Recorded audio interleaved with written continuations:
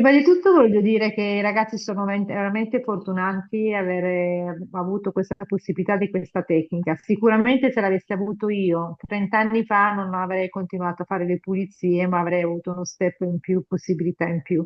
Essendo comunque anche disgrafica, dislessica, questi metodi non c'erano che ci sono adesso.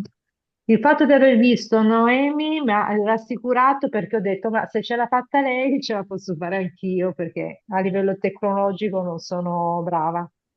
Sicuramente rifarò il corso, imparerò a usare il tablet con lo schema che c'è e sono contenta perché ho degli obiettivi che voglio diventare terapeutica a livello olistico, che già sto facendo, solo che studiavo ma non riuscivo a capire e imparare velocemente, avevo tanta difficoltà. Se uno ci mette un'ora, io ho 10 ore.